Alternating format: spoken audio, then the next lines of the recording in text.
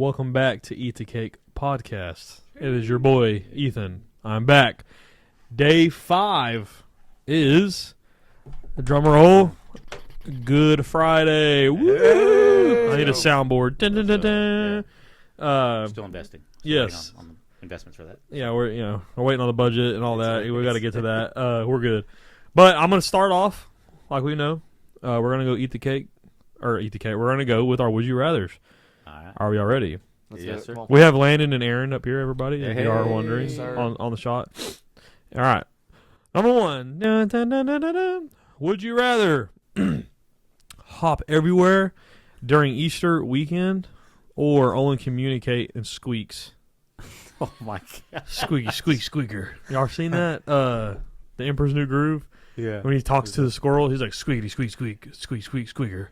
Squeak. And y'all remember? You ever So seen how that? long would movie? you... Yeah. I know what you're talking about. Yes. Just during It's been a Easter minute since I've watched weekend. that. For Easter weekend, you would be... Would you rather hop everywhere or squeak and communicate? I'm going to squeak. I'm squeaking. I think that's hilarious. I'm going to have to squeak. I mean, I'm not a small guy, and I can only imagine what my calves would feel like after an hour of doing it. So, All right, next it's not gonna one. be good. Would you rather eat a peep dipped in pickle juice or a deviled egg dipped in hot sauce? I'm Deviled going egg. hot sauce, deviled Yeah, egg. all day Deviled long. egg. That's All easy. day long. I don't know how people enjoy peeps, to be honest. I do not Some either. People, it's Just just Pastor Josh a couple days ago, man. He was getting after Throwing it. down. That was wild. That's Like he wild. ain't ate all day. Champion right there. All right, last one. Dun-dun-dun-dun-dun. Would you rather dye Easter eggs blindfolded or hunt Easter eggs blindfolded? ooh. I'm gonna go with die, because I'm not gonna do well blindfolded at all. I'm definitely falling on my face. That's just go- dye with a D-Y-E, by the way. In case any of you are wondering. In case any of you out there are wondering. I'm gonna go with hunt. Signification, thank you. You're going to go hunting? Oh. Yeah, have some fun. You feel Landon's feeling Possibly adventurous. good injury, doing that, but Yes. it is what it is. Hey, man. I'll go with die. I think it's a safer route. I'm gonna go with die. Dying I eggs, agree. blindfolded. On the edge, bro. Let's go. Yeah, I have kids. I've had kids, but I don't mean I've had kids in the past. I'm just saying I've had children. My oldest is 4, but we haven't even. I don't even think we've ever dyed eggs. So I think we may have. I don't remember. I got to make memories. So I'm Yeah. gonna start doing that now. Now you're gonna die in blindfolded. Yes, that's what we're gonna do this year. We're gonna die should get- blindfolded. We should get that on video. Well, Yeah, that would be great. we'll see what happens. I consider myself an artist. Mm.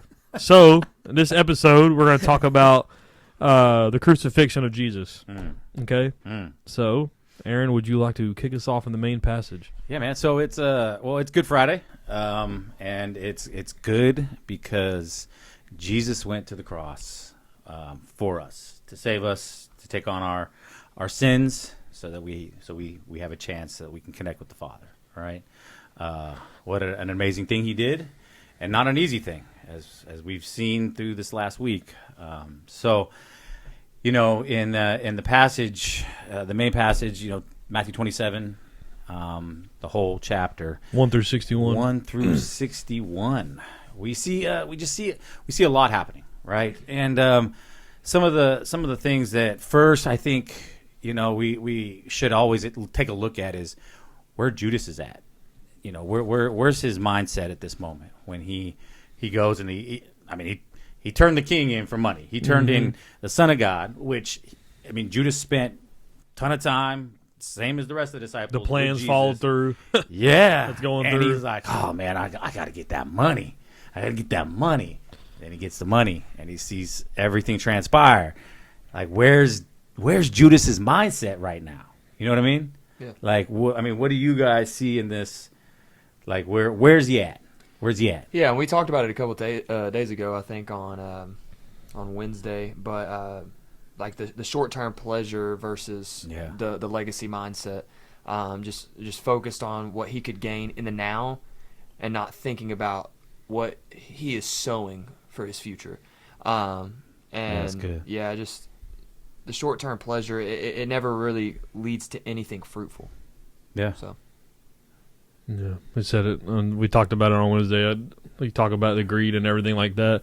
It's almost like a I don't know, the short term deal is like a firecracker. The fuse is it's real short, and then pop. It's real pretty. It's cool, and then it's gone, and you forget all about it. So, it's just an in the moment pleasure, and I feel like at this point, it's like we said, the plan's following through, and you're just like watching it unfold, and you're just like, oh my gosh, I couldn't imagine. Like Pastor Josh said, like we technically are in those shoes every day with how we live our lives. But I couldn't imagine being there watching that go down and just being like, oh my gosh, it's happening. Like it's almost like you feel like you're unscathed. You know, like you're like you're getting away with it. You know what I'm saying? It's like it's actually the plan's going through. So, well, and I think the part as you know, men and women of God, men and women of the Christian faith. Is that we've got to recognize, you know, Judas's position. He turns in the king for money. He basically chooses greed, selfishness over salvation, right? Over the love of Jesus. You got to look at it like that. And we do that. You know, we tend to do that as Christians, like you said, daily, right? Yeah. So we're put in that same place. Like, hey, here's an opportunity for you to turn your back on Jesus and walk into sin a little bit, right? For some pleasure or, you know, monetary gain or whatever the case may be. And we'll sacrifice our biblical values to do that at times. So, you know, I think it's important we see kind of what it does to Judas. I mean, he was so mentally distraught. He, you know, unfortunately decided to take his own life behind it, which is, you know, that kind of shows you what happens to your, you know, the conviction of the Spirit that happens in those moments. So, you know, that happens. And then next we see now Jesus brought in front of Pilate. And if you guys don't know who Pontius Pilate is, he's this this area's leader for the Romans, right? And so I think it's also very important because Pilate's kind of put in this weird place, and he's being challenged by the crowd, by the Jews, and you know something really crazy happens. You know, you read it and you're like, man, Pontius Pilate really didn't want to execute this. He didn't want to execute Jesus, whether he believed in him or not. He did like a double take, like, oh yeah, I'll go back. Hey, okay, let's do it. yeah, right. Which is like really crazy to think about because like here's this dude. He's Roman. They didn't really have belief in God like that, like the Jews and whatnot. And they were, you know, they called Caesar Lord. That was their big thing, right? And so he's just like, man, I'm just trying to do my job here, right? And they're the religion of the land, the Jews, and they're like, hey, you got to execute this guy. And he's like, man, I really don't want to, you know. And so we see in other scriptures where he gives the crowd the opportunity, you know, the choice, you know, which is kind of crazy, right? I really when he first is like Jesus is brought to Pilate, right? And he just asked him, "Are you the king of the Jews?" I always love seeing Jesus' response that you have said so. The intentionality behind that, like the wisdom that Jesus portrays and everything that he says. It's not like, you know, we have our mess ups. We're imperfect, right? Imperfect people used in God's perfect plan. And, man, we mess up. We say things that we shouldn't say. We do things we shouldn't do, right? But Jesus, throughout his entire ministry, throughout his entire life, is so intentional with his words, and he is so wise. And the wisdom that he's shown right here, he's never put himself in a position to be taken against the law, right? He always is just the intentionality behind that. He never puts himself in a way that, yeah, he is directly gone against the law, and he is even up until the point of like, yes, he's facing death. And right here, just being brought before the governor, his intentionality is with his words. It's I know I've said it quite a bit, but it really amazes me. It's almost like he's not trying to persuade people. He's like, let his actions speak for what they are. Like he said, you said so. So like you've spoken this, you spoke it out, like you've claimed it, and now you're going back on your word because everybody in the crowd is telling you to do it, and you're just like, hey, dude, I'm watching you mess up. Same thing with Judas. Like, hey, somebody here's going to betray me. I'm watching you mess up. Follow through with it. Go through with it. We know what's going to happen. Yeah. So, well, one thing I've always taken away is just think about it. Like Pontius gives Jesus an out, right? Think about this from a human's point of view. Just analyze this for a moment. You're standing there. You're about to go to a very horrific death. By the way, this isn't like oh, we're going to put you in this gas chamber. You're just going to go to sleep type thing, right? No, I mean, you're horrific death. You're standing there as a human. If you're not God, no, if you're not, a part God or whole, all God, all man, but if you're that piece isn't really happening there and you happen to be lying, I'm just saying, think about this, and you happen to be lying, you're going to tell dude, you know what, you're right, I'm lying, let me go. Right? Is anybody going to hold on to that? Like, think about that. Like, if you're challenged with that. No, and that just shows, like, this, like, where Jesus is in this moment. Like, he's like, nah, man, listen, I am who I am, right? And he's not backing down. And the crazy thing is, like, the crowd's like, hey, here's Barabbas. Like, hey, this dude's bad. A known criminal. A known bad criminal, yeah. And you get to pick him or this guy who's literally done nothing. He's done miracles. Yeah, well, even better than nothing. And it's wild. If you ever watched fulfilled prophecy, right? If you ever watched the Passion of the Christ, whatever. Oh yeah. The way they portray Barabbas on the deal, like how I wouldn't say like filth, but like just his demeanor and his presence, you're just like they make you not like him. So you know what I'm saying? So it's like when you put it in a place, you're like, why? Why did this happen? Why did this happen the way it did? Like, I'm trying to say it without being rude, in a sense, but that's what I'm getting at, anyways. But no, for sure. Well, and Jesus, then he takes his cross and gets marched to the hill, and he's mocked. We know the soldiers mocked him, calling him the King of the Jews.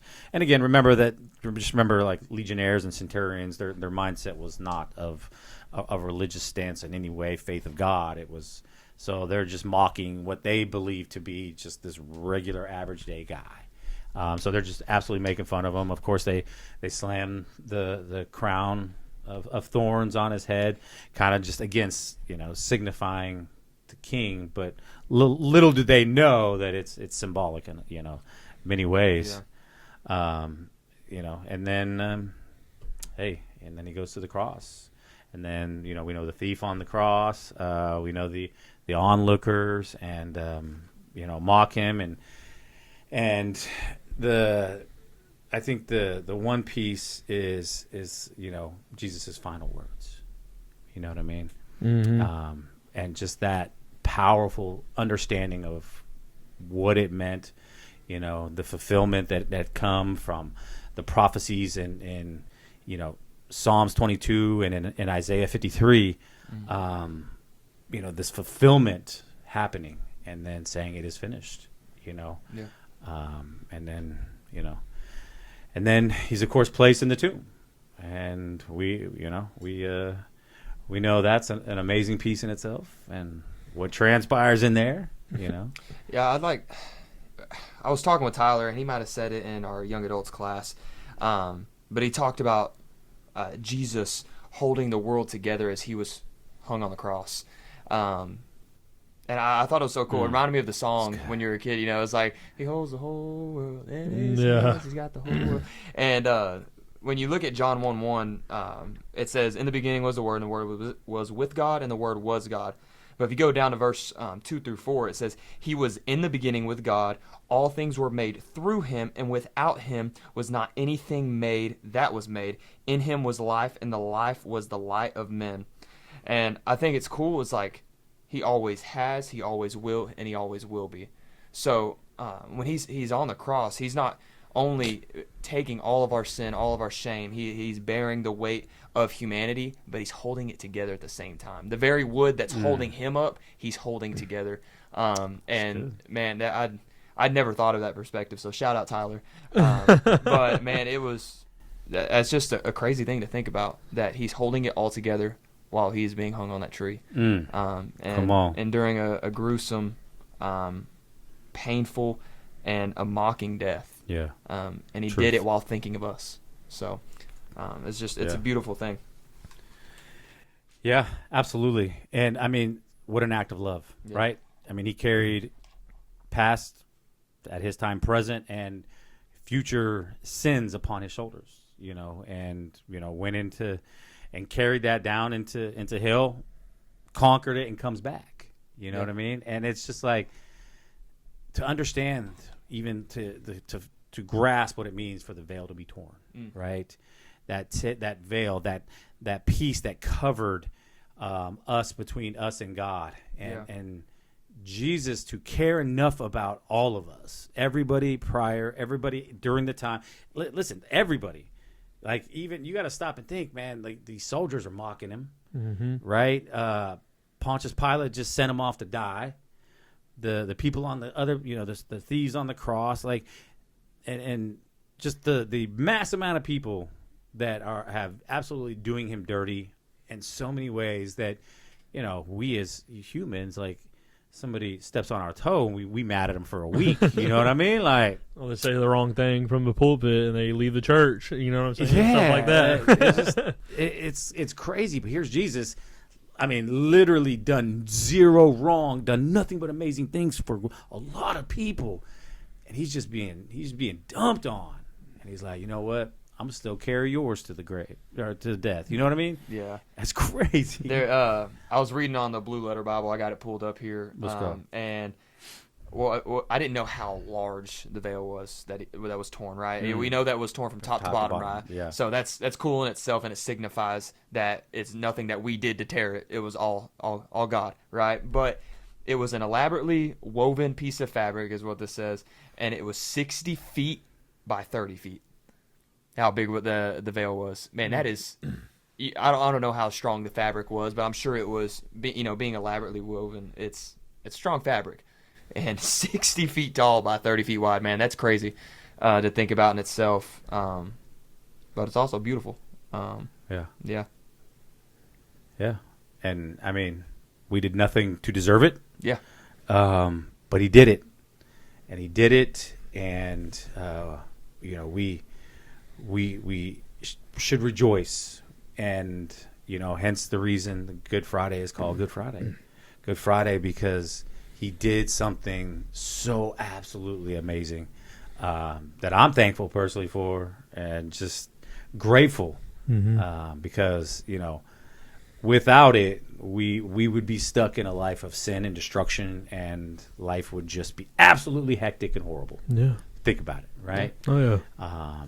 So anyway, I think it's cool though too. Is his grace is all the way to the end, even with the criminal with him beside on the cross. Right? He's like, today you will be with me and with my Father, and it's like that guy on the cross is thinking like, this is it. Like I'm there's nothing. I'm going. I'm out of here. Yeah. He's on his deathbed, essentially, whatever you want to call it, for lack of better words. But it's just cool to think that even in his last moments, he's still doing everything he can to save us, to give us that grace, and to show us like, hey, I am the way, the truth, and the life, and all the way to the very end. And it's like, I don't know, I get goosebumps thinking about it, because I don't know, hearing him tell you like, hey, you're going to be with me today, like you've lived this lifestyle, I forgive you, type deal. So it's just really cool from start to finish, his move or his journey, I guess, on earth, whatever. So anyways, it's really cool. His grace is amazing. So amen. Yeah, More dude. than Yeah, more than enough. I should start writing songs right now. We just need to start singing.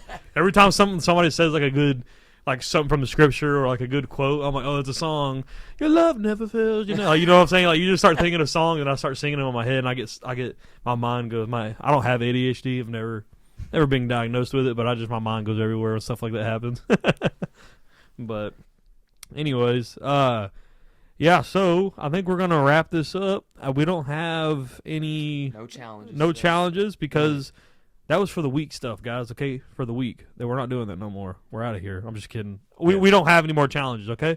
Aaron can't partake in anything sweet. They thought, that was for me. I appreciate it. One peep would have me in the corner, probably about to die. And as much as I would love some peeps, I heard they were amazing. I heard there was like a plethora all week long. Yeah. Of just Josh ate all of them on camera and off camera. He ate all the peeps. Yeah, dude, I'm telling you. I got you some lettuce, bro. Yeah. Can you have lettuce? What the heck? I don't know. What your parameters are. Yeah. Anyways, thank you guys for tuning in on Good Friday. We have one more day, and I hope you all tune in to that one and don't miss out. See y'all then.